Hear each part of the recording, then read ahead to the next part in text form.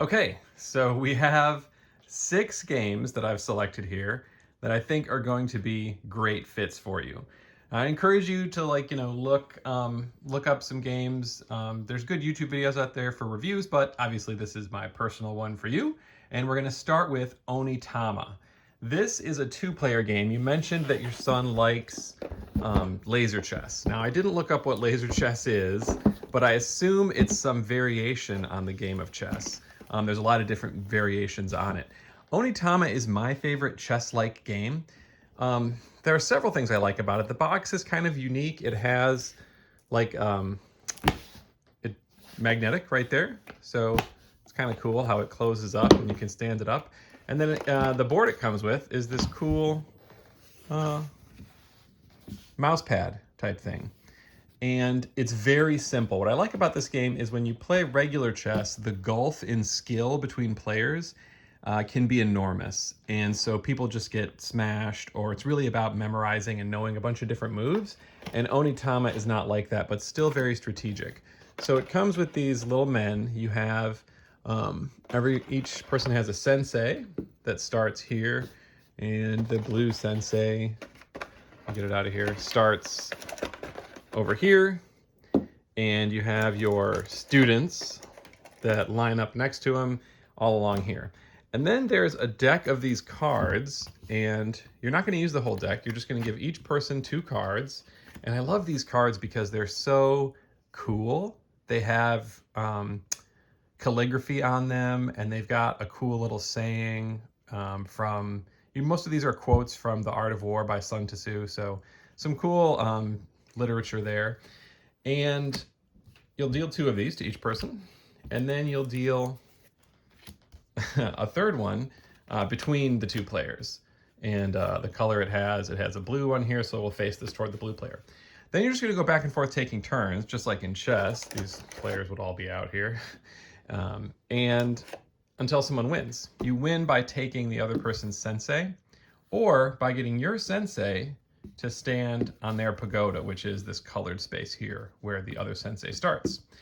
So what's nice is that these moves, this is all your characters can do these moves. The black square is where any of your characters are standing, and the colored squares are where they can move to. So right now, if I wanted to use this as the blue player, I would just set it in the middle, and then I would move any of these 3 characters like that, because that's moving from here to here, from there to there. And then I take the card in the middle and put it there. And then they go. And they get to take this card after they go. So they would maybe use the rat, and they can move a character to the left or forward or back and diagonal. So maybe they would move this character forward, and then they get to take this. So these 5 moves, and there's multiple places you can go, but it is limited, are the only 5 moves in the game. So the thing with chess is you can look pretty far into the future. Like, I never looked farther than a couple moves, 1 or 2, but really good chess players can look like really far into the future. With this, you sort of can't, because you don't know which move your opponent's going to do, so you don't know which card they're going to offer you. But you can see the moves that are available. So it's different every time because the stack is, and it plays really quick. It doesn't get elongated like chess because the sensei can't just keep running away, because not only can you win by taking the sensei, you can win by getting your sensei just to walk onto their pagoda. So it ends pretty quickly. It's a nice presentation. It's cheap. I think Onitama is like 20, 25 bucks. And this is one of my favorite 2-player games to play with kids because it's so easy to teach them. And even if they lose the first game, they really want to play again because they feel like I can win this, I can figure this out. And there is a fair amount of skill with it. Like you can get this as an app on your phone and play against other people, and I get creamed by other people when I play against them online. It's not super popular. There's not tons of people that play it, but if you go online, there's people you can play against. So that's Onitama.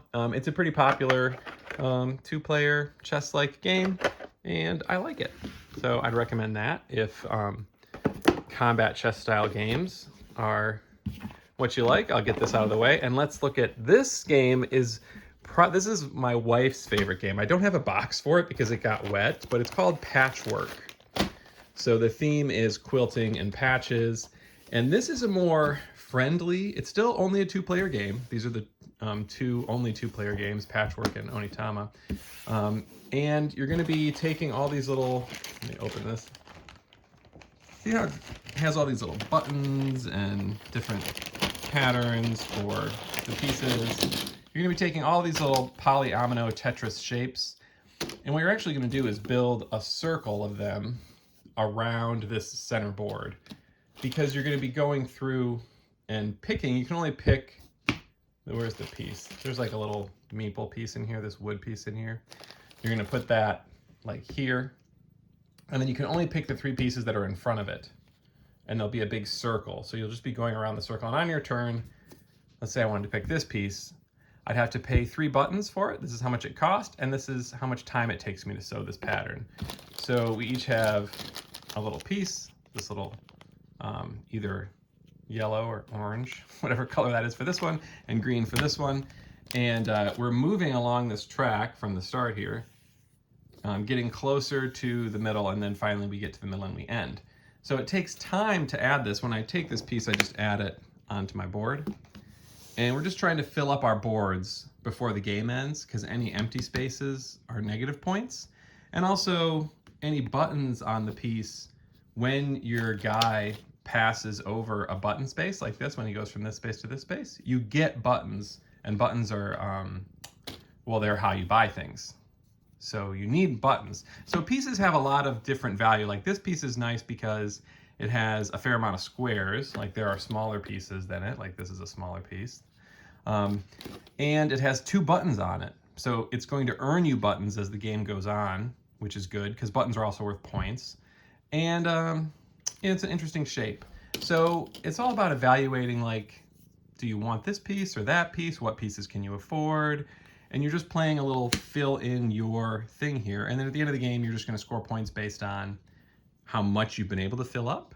Oh, and once you place, then you have to place a piece next to your existing pieces. You can't put one over here and then just place like one over here. You have to like spread out. It's just a very pleasing, almost like multiplayer solitaire game, because it's not very confrontational. I think that's why Becky likes it. It's almost the opposite of Onitama. Onitama is, it's like chess. It's like, you know, you're taking your enemy's pieces. It's very combative. Where this is like, there's some combat and you may take a piece that somebody else wanted. But really, you could just play it like you're playing your own little solitaire game, they're playing theirs, and who's going to play it better. Sorry, the cat just smashed my camera. So that's Patchwork. It is an amazing game. It gets really good ratings from people. This is one that I've played like 30 times, and I just got it 8 months ago or so. It's been around for a while, but it's a really solid game. And it's also cheap. This game, you can see it's just like some cardboard and stuff. I think this is also like 20 bucks. They're coming out with a Christmas edition Patchwork if you wait until I think December. And so it'll be like presents and stuff instead of this, and that one looks pretty cool. But that's Patchwork, highly recommended, good 2-player game. Again, these are only 2-player games. I think sometimes 2-player only games are good for kids because sometimes it's hard for kids to get more than just one person to play with them. All these games I'm going to show you can be played with 2 players, but all the rest of these play more as well. So those are the two 2-player games. And now we have Welcome To. Welcome To is an amazing game. I love the theme. It's like you're building a home in the 50s, and actually a whole neighborhood. So this game is neat because you can play with any amount of people. This is a good one to play at holidays with any of your relatives that are up for games. It comes with this big pad of all these little neighborhoods. And so you have like these little houses, and you're going to be writing numbers on them, like giving them addresses, numbered 1 through 15, and they have to be ascending in order. So it's called a flip and write game because you'll be writing numbers on here, trying to score a bunch of points, and you're going to have 3 stacks of cards out here. And you'll flip the cards over like this. And stop chewing on my selfie stick. So you'll have a number like 8, 8, and this is 9. And you'll also have a symbol. So you're going to be using the numbers to write numbers on the houses and hoping that you're not going to put yourself in a bad position. Like 8, well, 8 probably goes in the middle somewhere here because it's halfway between 1 and 15 roughly, which is the range of the numbers. And then you're going to choose, if I choose this 8, then I have to also choose to take this bis, which is an ability that does stuff for giving me points. Like pools are nice. Pools you can get points, but it has to be on a house that has a pool. You can build parks in the neighborhoods. So you're basically just every turn, everyone's looking at these 3 choices, this number and this ability, and they're going to choose one of them. And then it's also where are you going to write that number on your sheet, and how are you going to use the ability you got. Some of them are straightforward, like parks. You just cross off this, and if I get 3 parks on this street, then I get more points. I get 10 points. And I get 2 points if I had crossed off this 0 if I just had 1 park on this street. Anyway, so I won't explain the whole game. I feel like if I get into a full rules explanation of everything, that's too much. But Welcome To is pretty simple once you get it all explained. It plays pretty fast. No matter the amount of people you have, it's going to play in 30 to 45 minutes at the most. And it's pretty mathy and risk-takey and fun, just because you're all getting the same choices to make, but you all end up with very different neighborhoods. And it's good for math too. There's light math and like adding up all your scores and stuff. So yeah, that's Welcome To. And like I say, you can play with any amount of people because you're just flipping the cards in the middle and give everyone a pencil and a sheet of paper and see who has the best city planning instincts or neighborhood planning instincts.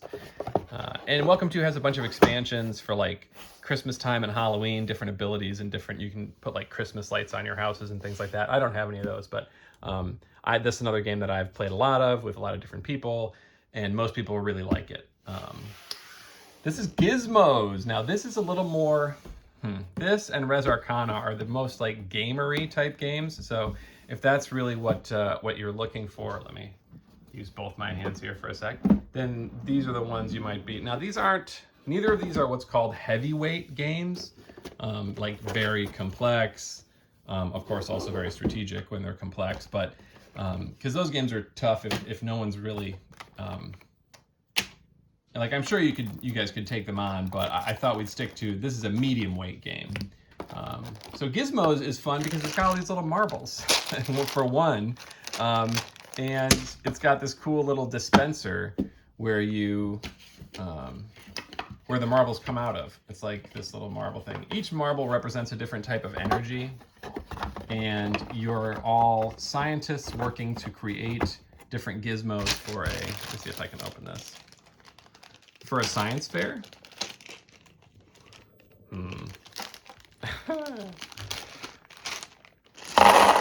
Okay, yeah. There, okay.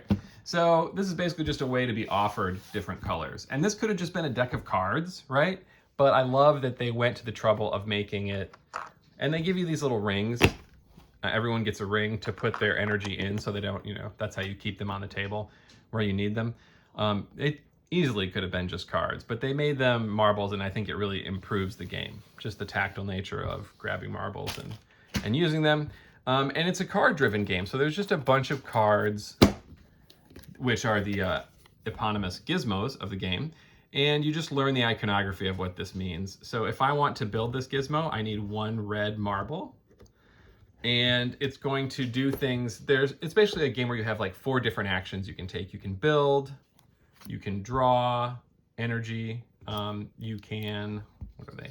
Build, pick, file, which is basically taking, there's always a bunch of these out here on offer. Filing one is just taking it and saving it for later, so you can build it but other people can't. And then research. Research is if you don't like all the ones that are on display, you can look at the deck and like draw a couple, look at them. So it's a game, it's what's called an engine building game. So you have 4 basic actions you can take, and over the course of the game, as you build gizmos, you actually have this little cardboard thing that like this gizmo, let me find a good example here. This gizmo gets filed under your build. So now if I build this Gizmo, now whenever I build, I get to also use this. So this is if I build a yellow Gizmo, I also get to pick. So now that I have this Gizmo, my build ability, if I'm building a yellow Gizmo, if I were going to build this, now I also get to pick.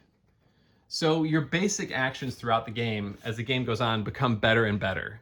You get more and more rewards, but the rewards are specific to the gizmos you chose and were able to build.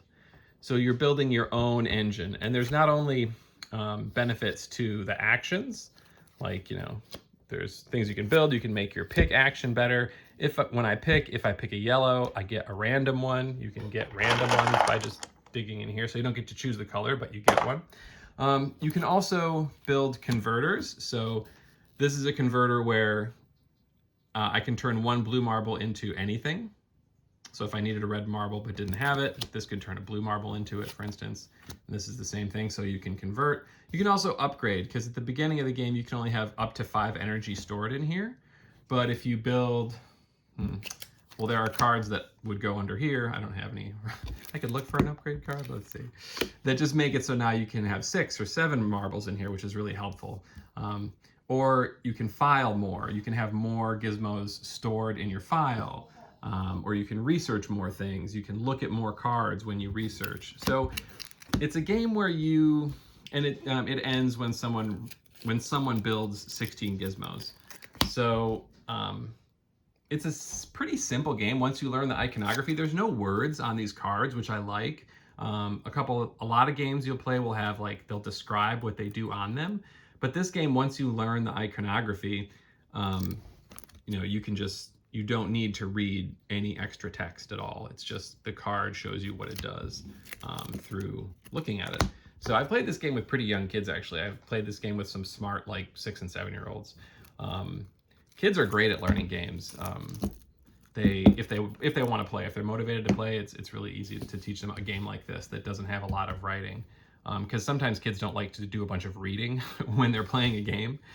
So this is a good one for that. And this game is just great because it really has a nice build, right? You start slow and then you start to, you know, build your engine out. It becomes really good. And then, right, it's also really tight though. It ends sometimes like before you want it to, right? Just when your engine is getting really powerful and your actions are doing all sorts of cool things, then the game's starting to get to a close. So you have to think about, there's always a transition in engine building games where it's like the point is making a good engine at the beginning. And then near the end, it's like, well, I'm not going to be running this engine. I'm not going to be taking actions very many more times. So now what I really care about is getting points. And it's that decision of when to change that becomes very interesting in these games. Yeah, that's Gizmos. And this is a very simple one. Engine building can be a pretty, it's one of those things where, like, designers can make crazy complicated games with a bunch of different resources and, like, a bunch of different kinds of money and things, and so it can get very complicated, and Gizmos is very much not that, but it retains a lot of strategic depth and interesting choices to make throughout while keeping it pretty simple. So I think this is one of the best medium weight to lightweight engine building games, Gizmos. Okay, and this one I think is also not that expensive, maybe a little more than the other two. I think it's like $35. This one came out a year or two ago. It's Gizmos. Azul. So this one, Gizmos you'd have to buy, like, at a game shop or on Amazon or something like that. And I think the same for Welcome to and Onitama. Azul, this game is so popular and beautiful. This is available at Target, I'm pretty sure.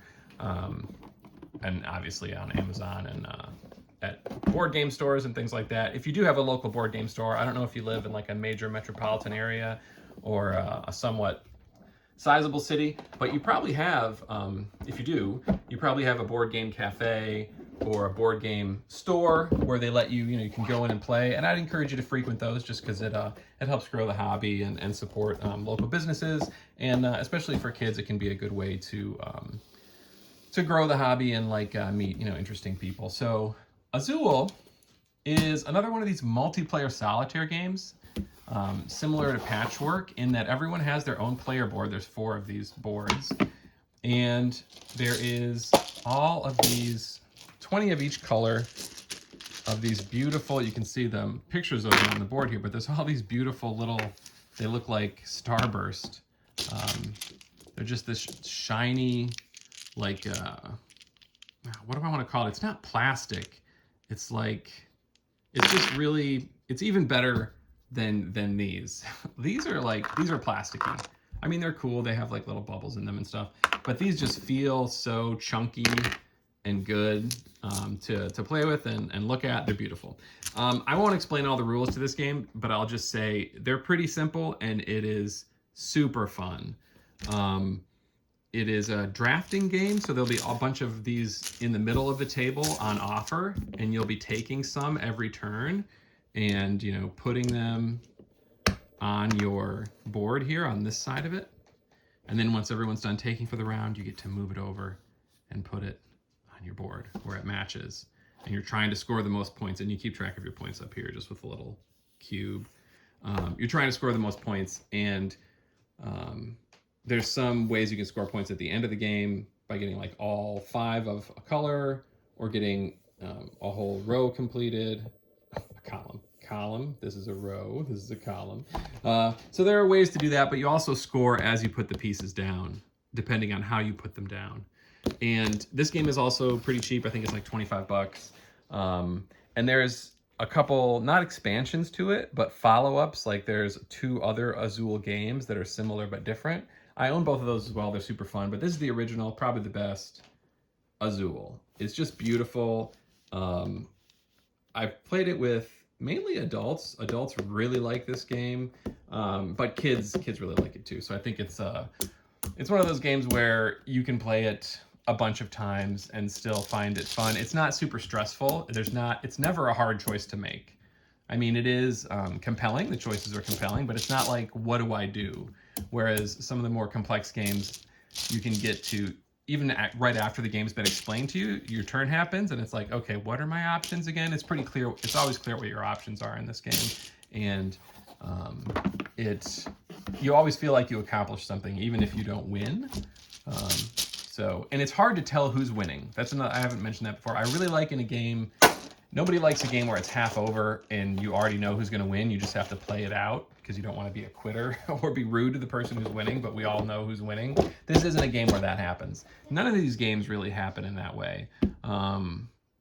Gizmos maybe a little, but it's a little opaque. It's hard to tell who's really winning, but Azul especially, you're not sure who's winning until you tabulate the points at the end. So that's fun. Yeah, that's Azul. And let's see what else. The last one we have here. Now this is one of my favorite games, Res Arcana. This is an engine building game similar to Gizmos in that respect, but it's also what's called, sorry about pausing the camera, right? I didn't really think through using this stick and opening boxes. So you can see what the art style is like. This is a pretty good representation of what the art style is like in all of them, on all the cards and stuff. I have some pretty conservative friends, like one family in particular that plays board games with us, that I wouldn't play this game with them just because they're very conservative, and this has like dragons, and you see the lady with the skull there. She's like a necromancer. Just the artwork is that style, but it's nobody's scantily clad, and there's no like violence, blood and stuff like that going on. So I don't find it offensive, but I mean, some people do. If you would, you know, just be warned on that. I'll show some more of the artwork, but it's got this, comes with this cool tray for holding all the resources, and just like, oh, it does have like, okay, so you're mages and you're using places of power. Here's the Dwarven Mines. Again, there's just tons of iconography. You just learn how the iconography works, so there's not a lot of writing. The Gates of Hell is one of the places of power, though. So if you find that upsetting, then that's, you know, you probably don't want to play this game. But yeah, so there's a bunch of cards, and the artwork, I think it's beautiful. Like, this dude looks cool. You don't see a lot of games. Most games nowadays go for like the Gizmos, more little kiddish, or more just straight like the aesthetic of Azul, where it's abstracted art. If you're going for like realism, then you just don't see that very often. And I think that these that this artwork looks cool. We have like the Great Pyramids and the Oracle. So Res Arcana is a game where you go around taking actions similar to Gizmos, and those actions will make further actions stronger. Man, how do I explain this game without explaining the... Let me think what I want to say about Res Arcana. So I've played this game more than 20 times, I'm going to say, and I've owned it for 8 months to a year. So I've played it, you know, it plays quickly. It plays with 2 to 5 players, so you can play between 2 and 5. At every player count, it's enjoyable. And I've never had a game of this where I used the same strategy, if that makes any sense. So like the cards that I played, the way I got points, it's a game where you just play to 10 points. Whoever reaches at the end of a round, if anyone has 10 points, the game is over. It's got a helpful little setup thing here and a round summary. Got another cool, this is the dragon area. So if your son likes this sort of fantastical, if he's into Lord of the Rings, here's the Crystal Keep. Then this might be the type of thing he'd like to play, Sacred Grove. It's very strategic. So what I like this game is it's super thinky and strategic, but it's quick.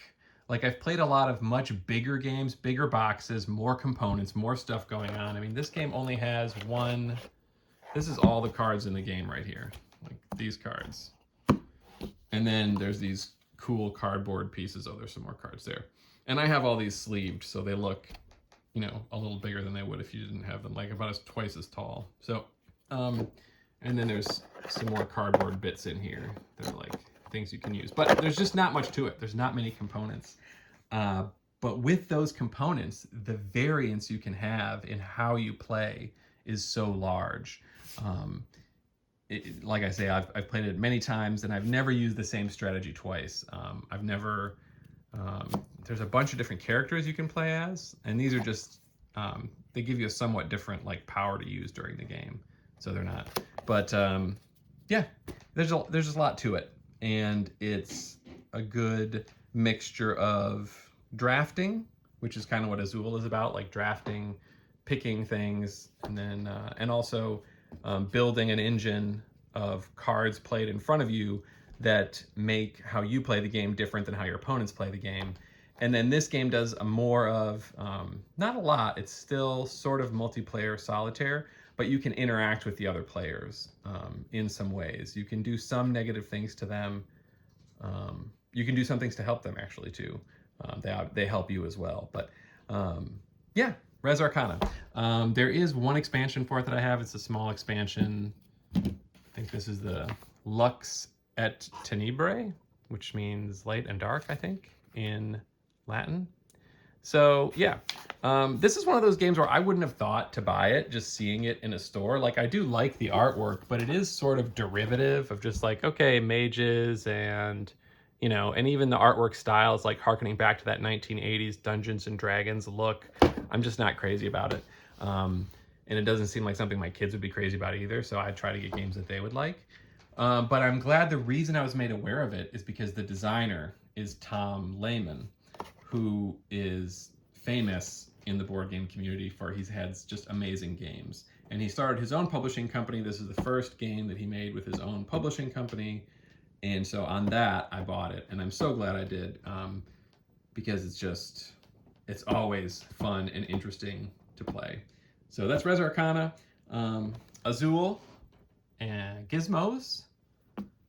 We have Patchwork over here strewn about without a box. And Onitama, which is the chess game. And what was the last one? Welcome to. Welcome to is hiding under here. So those are the 6 games that I would recommend as good starting, launching games into getting... I think the games you mentioned are probably like better than these games as far as introductions to gaming. Most people, like I said, Catan was for me, and Splendor, and Ticket to Ride, and all those games are very, great introductions. These are sort of next steps after that, And yeah, so I hope this is helpful. I'm sorry, I'm just looking at the time, 30 minutes. Maybe you didn't want this at all. I could just like write down these, but I thought I would explain and just so you could see the games yourself and you know, think about which ones you might want to get. I highly recommend Azul. If I was going to recommend something that everybody would enjoy, I would recommend that. Gizmos, I would recommend as a cool game for that your son would like. Like he could really become the master of that game. Like he could play that with other people and do really well against them if he had played it a couple times before. And he could teach it to people. Gizmos is a game where it's good for if you know if you're going to teach it, you're just explaining the iconography and stuff. So, and then Onitama for a different take on chess, which I think is just the best take on chess. Okay, see ya.